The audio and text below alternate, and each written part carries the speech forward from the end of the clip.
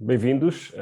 O meu nome é Miguel Rego e estou aqui da parte da Funds People para vos dar as boas-vindas ao podcast com o tema Dinâmicas de Investimento em Obrigações de Mercados Emergentes. Mário Carvalho Fernandes, o CIO do Banco Carregosa, estará à conversa com Alejandro Arévalo, responsável de dívida de mercados emergentes na Jupiter Asset Management. A conversa será em inglês e certamente será muito interessante. And now we'll hear from Mário and Alejandro. Mário, please go on. Obrigado, Miguel. Thank you, Alejandro. It's a pleasure to be here with you and have the opportunity to exchange some ideas and views about these very broad asset classes that is emerging market debt. Absolutely. My pleasure to be here as well, Mario. Perfect.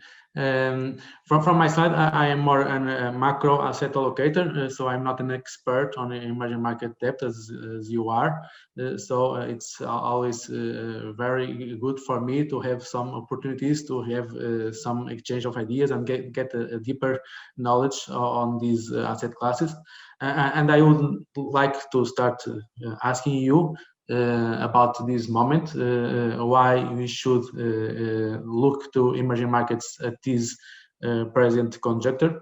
As you know, it's a very special one, and we had OECD forecasts recently giving us an outlook for the world economy, and they reiterate their view on two-speed economies.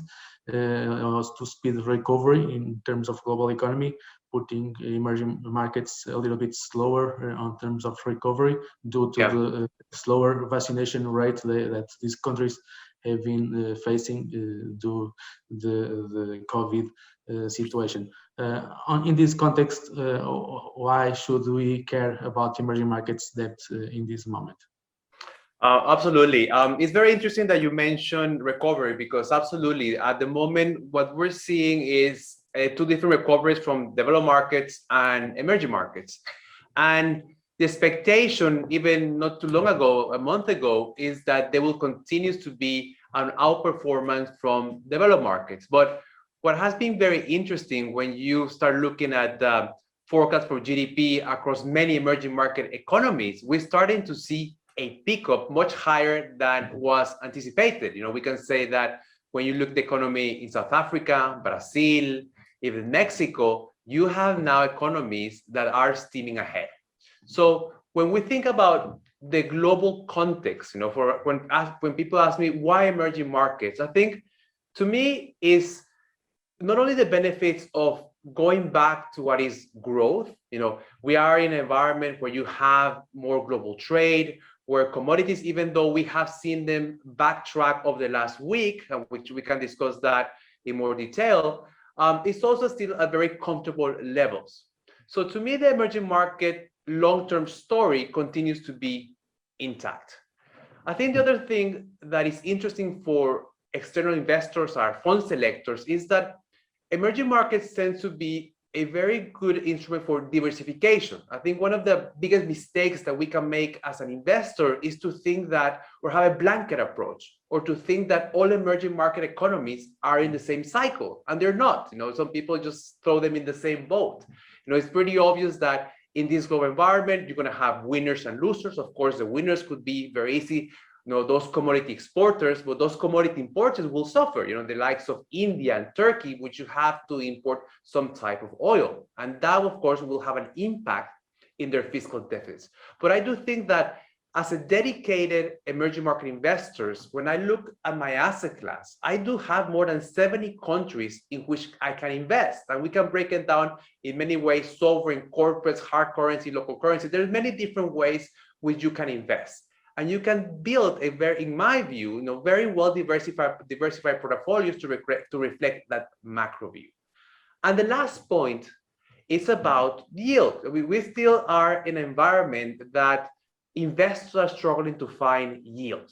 And what we have found in emerging markets, in my experience, is that if a company, for example, which we also focus in corporates, if a company is labeled emerging markets, it's penalized automatically. And sometimes when you do a very simple exercise of comparing, leverage between emerging markets and developed markets, you tend to have sometimes better fundamentals in emerging market. But because it's emerging, it tends to be penalized. So I do think that there's still very attractive yield opportunities out there. That doesn't necessarily mean that you have to go down all the way in the credit ladder to get it out. In fact, it touches a lot of different points that are very important in these asset classes. In fact, one of them is that it's really a very broad asset classes, and it is very heterogeneous because, in fact, the different economies are in different cycles, and it's very different. An economy like China, it's very different from economies from LATAM, or even in Asia. There are a lot of different economies like India and China and Turkey. They are completely different one from each other. So absolutely. And you also talk a little bit about the foreign exchange risks regarding hard currency and local currency, and the hunt for yield. So these are three themes that I think we can go a little bit deeper. In first place, regarding these different blocks and economies, at this moment, which one are the ones you like most, and why, and where do you think risks are higher than opportunities? So best geographies and worst geographies in your opinion. Absolutely. So the way that we tend to divide emerging markets in three big regions: in Latin America, in CEMEA, which is Central Eastern Europe, Middle East and Africa, and Asia. These are the big blocks you can think about emerging markets.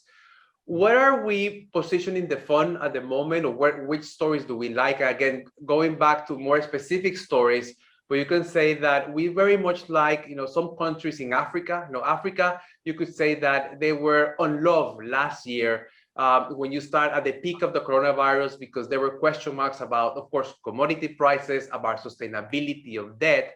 And what we have seen is that in this environment and with access to international markets, many of these economies have been improving. And also the question that we always ask ourselves, are you getting paid for the risk? And we believe that we are. We are very much like countries like, for example, Egypt. Egypt is something that we believe will continue to benefit not only from the growing economy, but also from, we could say, the vaccine play, right? Once you have more tourism, it's something that will benefit this country in particular. I think the Middle East is something fairly simple, because it's everything about oil. While many of these countries current levels still below what will balance their fiscal, I do think that we have started to see some reforms, and also the expectation that oil could be stable or even higher, and that's positive for them. In Latin America, I think that it's very interesting, because Latin America over the last month, 2 months, has been involving more geopolitical risk. In more geopolitical risk, countries like countries like Colombia, Peru, countries like Chile, but we still like very much Brazil, Mexico, again, going back to that growth and revision of growth in the economy, especially countries like Mexico that are so tied to the hip with the US. Some countries, another region where, just that we have actually started to pull back and reallocate to the rest is Asia. For us, Asia, and this one to the point about China, I do think that China at this moment in time is starting to go back, worry about leverage. And that's something that we want to position the funds as an underweight, because we see more opportunities elsewhere. Okay, perfect. And regarding the forex exchange risk, is one very important risk when someone thinks about investing in emerging market debt. After this COVID crisis, with governments needing to have a higher expenses on their fiscal accounts, There are some countries that are less balanced. How do you think these risks will evolve in this aftermath of COVID-19? Do you see this as a problem? Do you prefer to have exposure to these emerging market debts through hard currency, or you see opportunities in local currencies also? Yeah, for us, when we break it down into local currency and hard currency, we do have a bias toward hard currency. For us, local currency, what we have seen in this market is over the last 3 years, many central banks have aggressively cut rates, and the risk reward for us was not there. Most of the return was created by the FX. But what many of these central banks have done, which in a way I think shows some maturity, is that they have left the market pricing to dictate where the FX is. And as we know, that can also add volatility. And if you don't have the higher yields that you used to have, it could be a losing situation for investors. So for us, we have reduced our local currency exposure in the funds. So in some cases, we don't have any local currency exposure to focus more in hard currency. The reason that we have done that, and I'm always clear with our investors, the fact that we have dollars doesn't mean that we don't have a local currency FX risk. We do. But there are also ways that we can hedge that. When I think, for example, in our corporate portfolio, we tend to focus very much on exporters. They generate dollars. We focus very much in utilities that are dollar linked. We even focus in telecommunication, because in case there is an inflation pickup, they tend to be very quick to be able to pass through that inflation to the end consumer. Because when we look at many of these emerging market economies, what is driving growth is consumption. So they're still willing to pay that higher prices. So while we prefer hard currency, there are always ways in our portfolio where we try to hedge this risk out. Okay, and regarding the last week events where FOMC meeting changes a little bit the view on the future path of interest rate adjustments in US, and that has been impacting US dollar commodity prices and also the cross among emerging market currencies. Did this event change your views on these asset classes, or do you think that we will keep in an environment where investors will still looking for yield wherever it is? It's very interesting that we have now a Federal Reserve that has moved to a different type of policy, right? Where they're more fixed, or they have focused very much in average inflation, and you could say that they have even more a closer eye on what's going on employment. I think one of the big surprises just happened over the last week, where markets were taken by surprise by what they're calling a more hawkish Fed, where now they're expecting for 2 rate hikes in 2023. There was not much change in inflation, just the pace of those rate hikes. But I really like something that Mr. Powell said, the plot dot doesn't dictate policy. And what has been, interesting to see is that while you would expect US Treasuries to rally on the back of this hawkish Fed, they have, to sell off, they have actually rallied. And I think there's a lot of question marks. What is driving this? I have read that, this shows that the Fed is not so behind the curve, that they will be able to anchor inflation.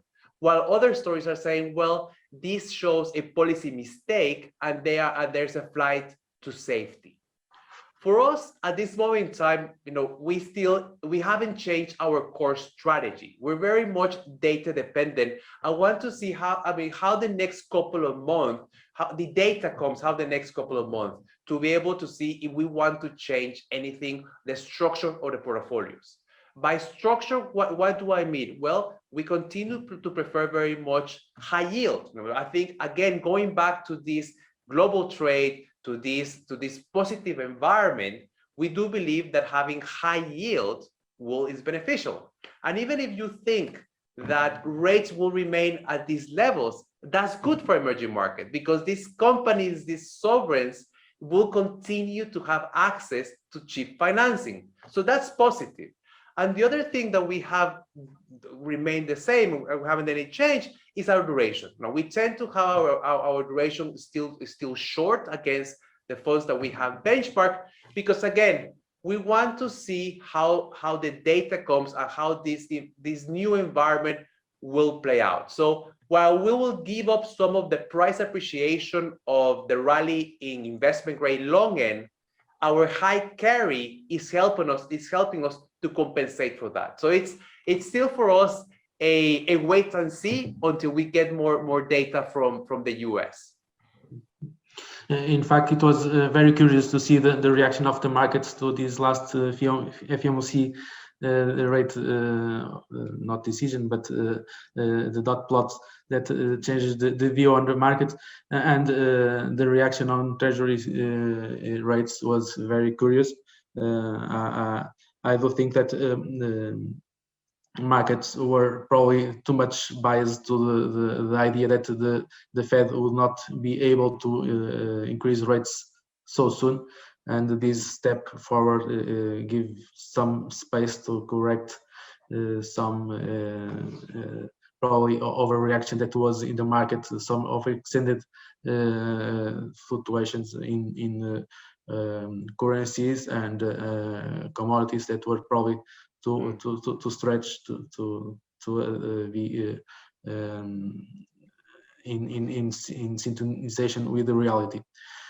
You already mentioned that you are less positive on China because of the high leverage that the corporates, Chinese corporates have. That is there is some concern about this issue always latent in the markets. Do you think this is a problem that can have some spillover effects to the other emerging market debt? If there is some problem there, do you think there is a problem, or is not a problem? It's just something that you will correct. Just leave it alone. It's very interesting because for us, at the peak of the COVID and late, and even in the second half of last year, our fund positioning was long China, and the reason for that, you could say, was a first one in, first one out in terms of the coronavirus. And also they were very proactive, not only China, I would say Asia in general, they were very proactive in tackling the virus and even closing cities or the country itself. And on top of that, you were able to you had a government that was very supportive to get the economy going. And it actually worked. And we saw, a Chinese economy growing so significantly last year, which surprised the market. What has happened and why we have decided to cut that overweight in China? Well, what has become pretty obvious to us that they are now again focusing on concerns about leverage, about the amount of liquidity they injected into the system, and they're trying to rein that back. And that, of course, you could always have some volatility. They're also trying to move away from a system that there are no defaults, that the government will always be able to come and support, to something that is more market oriented. And I would say a very clear example that has created volatility, again, one of those risks that we see, is that it has been in the news an asset management company called Huarong, which is government owned. And the market was always expecting for the government to step in because this company had some issues. I mean, extreme leverage. You could say that in a way was a black box. And since March, they haven't been able to come out with the financial statements. And given this uncertainty, everything that is SOE or government owned has been repriced. Because if they don't stand behind a company like this, the question mark will be who is next. And this will mean more expensive funding for these issuers at the international level. So to me, we want to see if their action will come through with this promise that market conditions have to dictate if a company survives or not. The other thing that it has kept us as well a little bit concerned is that the real estate sector is, it's a big driver of growth. Close to 20% when you add all the indirect sectors. And also there's one big elephant in the room called Evergrande that has more than 100 billion outstanding, and there has been some liquidity concerns. So for us, when you have question marks about the government supporting the SOEs, you have a tightening of liquidity, a big elephant in the real estate sector, and tight valuations given how strong local demand is in Asia. For us, it's a good time to take a step back and just see how this plays out. And also, like I said, the beauty about emerging markets is quite a diverse universe, and we're able to see opportunities elsewhere in the asset class. Okay, one question also regarding China. When people refers to the emerging markets debt issued in dollars in countries that has a different currency, most of this debt is issued exactly by real estate companies in China. Do you see that can be a problem if US dollar starts now to appreciate against renminbi? It's not a trend that has been in the short term, but it can be turning around now. Absolutely. I think the risk will be if we see a significant appreciation of the dollar against emerging market effects, because it will not give enough time for management and governments to be able to adjust to this new reality. When it comes to real estate, something that has been very interesting to see is that given that international markets are quite open, is that many of these companies, real estate companies, have been able to take advantage of that excess liquidity to be able to issue new debt, call or tender old debt, which was at much higher coupons, and able to extend duration. So while there is still a significant maturity wall over the next 1 to 2 years, I would say that the risk of a sector meltdown or default has been mitigated by many of these companies to be able to extend that duration. You also have to take into account that the government has issued the three red lines that all these companies need to comply in the next years. And of course, this one is about leverage. So many of these people, and also the pace of which they're buying land banks.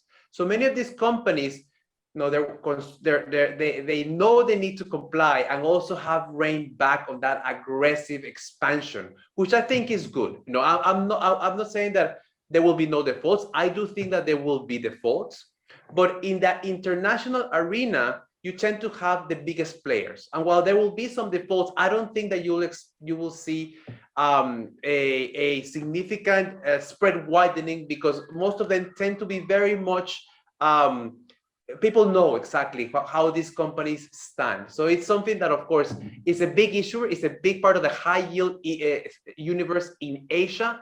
And it's about diversification and differentiation. Okay, perfect. I have many more questions about this interesting theme, but we are approaching the end of this conversation. So I would like to also have some light regarding your style managing your strategies. This emerging market debt is an asset class with a lot of volatility, especially it tends to have very high volatility when portfolio managers asset allocators like me tend to prefer to have lower asset volatilities. So in risk off moments, this class tends to prefer poorly.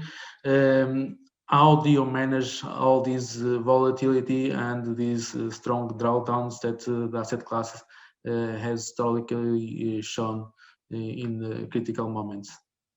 I think that the first thing to have it right is that you need to have a very robust investment process. And like you correctly said, you can see volatility in the asset class, but I think you need to differentiate what is triggering this volatility. Is it driven by fundamentals or is it driven by market participants? Unfortunately, in our asset class, we tend to get many tourist money, many crossover money, that unfortunately they're looking at a yield but not really understand the risk behind that yield. And when you have a negative headline, they tend to sell first and ask questions later.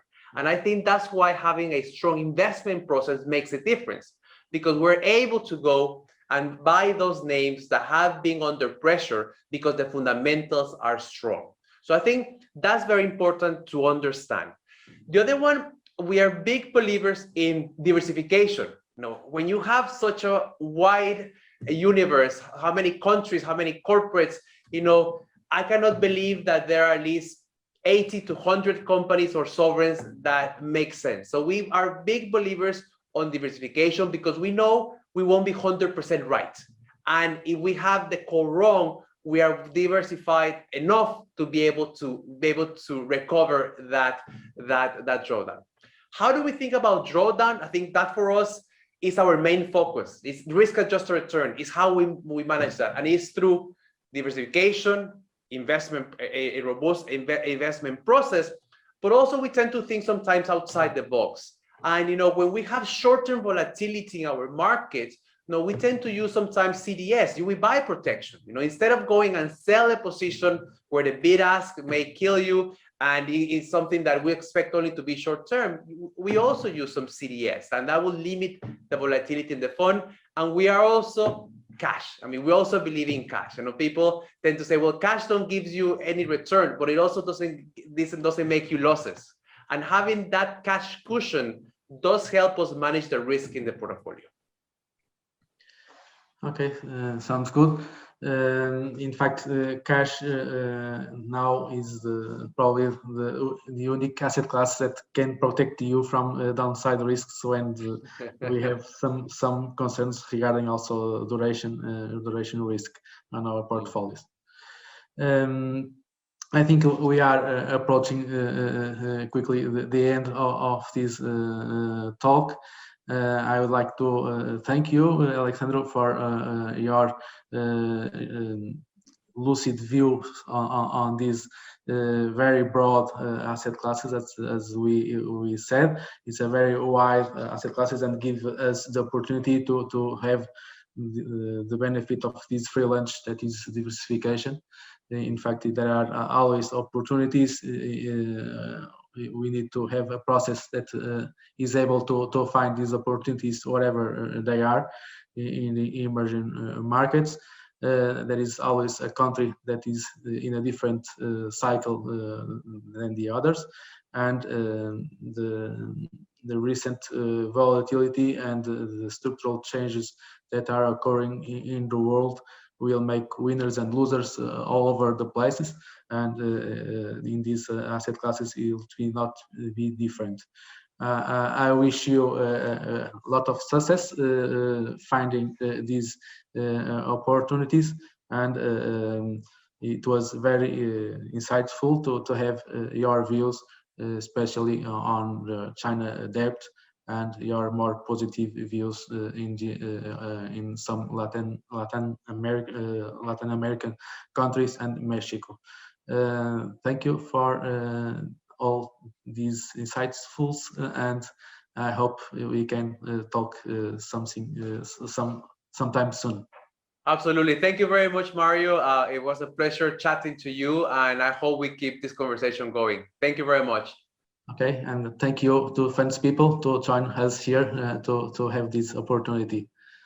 I hope everyone enjoyed this talk. I think we covered many of the issues that are currently concerning the investors in this asset class.